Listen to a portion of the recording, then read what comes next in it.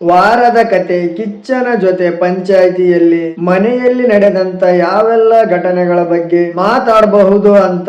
ಯಾಕೆಂದ್ರೆ ನಾವು big boss ನೋಡುವುದರಿಂದ ನಮಗಳಿಗೂ ಸಹ ಇಂಥದ್ರ ಬಗ್ಗೆನೆ ಮಾತಾಡಬಹುದು ಅಂತ ಒಂದು ಅನಿಸಿಕೆ ಇರುತ್ತಲ್ಲ. ಬಿಗ್ ಬಾಸ್ ನಿಯಮದ ಪ್ರಕಾರ ಪಿಸಿ ಧ್ವನಿಯಲ್ಲಿ ಆಗ್ಲಿ ಅಥವಾ ಮೈಕ್ ಇಲ್ದೆ ಮಾತಾಡೋದಾಗ್ಲಿ ಮಾಡಬಾರ್ದು ಅಂತ. ಆದ್ರೆ ಅಶ್ವಿನಿ ಹಾಗೂ ಜಾನ್ವಿ ಅವರು ಮೈಕ್ ಇಲ್ಲ ಅಂತೇಳಿ ಇಬ್ರು ಡ್ರೆಸ್ಸಿಂಗ್ ರೂಮ್ ನಲ್ಲಿ ನಾವಿಬ್ರು ನಾಟಕ ಆಡೋಣ ಎಂದು ಜಾನ್ವಿ ನನಗೆ ಹೇಳಿದ್ದಾರೆ ಅಂತ ಅಶ್ವಿನಿನೇ ಹೇಳಿದ್ದಾರೆ. ಇದು ಸಹ ಕೇಳಬಹುದು ಸುದೀಪ್ ಸರ್.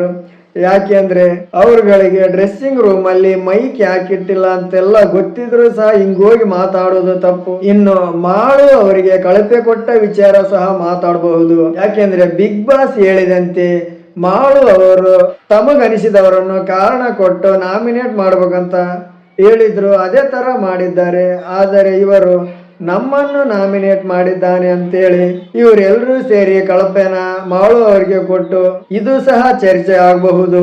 ಧ್ರುವಂತ್ ಅವರು ವೀಕೆಂಡ್ ಅಲ್ಲಿ ಸುದೀಪ್ ಸರ್ ನನಗೆ ಮಾತಾಡಲು ಸ್ಪೇಸ್ ಕೊಡುವುದಿಲ್ಲ ಅಂತ ಹೇಳಿದ್ದಾನೆ, ಅದು ಸಹ ಚರ್ಚೆ ಆಗಬಹುದು. ಇನ್ನು ಜಾನ್ವಿ ಅವರು ಕ್ಯಾಪ್ಟನ್ ರೂಮ್ ಅಲ್ಲಿ ಹೋಗಿ ಹಾಲು ಕದ್ದಿದ್ದು ಮಾಳು ಕೇಳಿದ್ರು ಸಹ ನಾವು ತಗೊಂಡಿಲ್ಲ ಅಂತೇಳಿ ಗಿಲ್ಲಿ ಮೇಲೆ ಎತ್ತಾಕಿದ್ದು. ಗಿಲ್ಲಿ ಸಹ ಹಾಲು ತಗೊಂಡಿರ್ತಾನೆ, ಆದ್ರೆ ಮಾಳುನ್ ಕೇಳಿ ಹಾಲು ತಗೊಂಡಿರ್ತಾನೆ ಗಿಲ್ಲಿ. ಇನ್ನು ಜಾನ್ವಿ ಅವರು ಕಲರ್ಸ್ ಕನ್ನಡದಿಂದ ಬಂದವರನ್ನ ಕಲರ್ಸ್ ಕನ್ನಡದವರು ಉಳಿಸಿಕೊಳ್ತಾರೆ ಅಂತ ಹೇಳಿದ್ದಾರೆ, ಇದ್ರ ಬಗ್ಗೆ ಸಹ ಚರ್ಚೆ ಆಗಬಹುದು.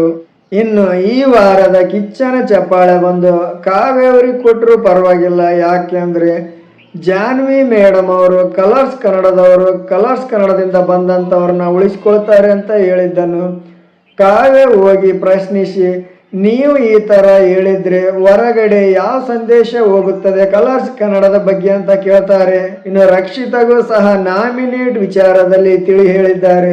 ರಕ್ಷಿತಾ, ನೀನು ಮನೆಯಲ್ಲಿರುವ ಸ್ಟ್ರಾಂಗ್ ಇರೋರನ್ನ ಆಯ್ಕೆ ಮಾಡ್ತೀಯಾ ಅಥವಾ ವೀಕ್ ಇರೋರನ್ನ ಆಯ್ಕೆ ಮಾಡ್ತೀಯಾ ಅಂತ. ಇನ್ನು ಅಶ್ವಿನಿ ಮೇಡಮ್ ಸಹ ತುಂಬಾ ಚೆನ್ನಾಗಿ ಆಡಿದ್ರು. ಗೇಮಲ್ಲೂ ಸಹ ಮನೆಯವರ ಹತ್ರ ಸಹ ತುಂಬಾ ಚೆನ್ನಾಗಿದ್ರು, ಅವರಿಗೂ ಸಹ ಸಿಗಬಹುದು. ಇನ್ನು ಕಾದು ಎಪಿಸೋಡ್ ನೋಡೋಣ ಏನೇನಾಗುತ್ತೆ ಈ ವಾರ ಅಂತ.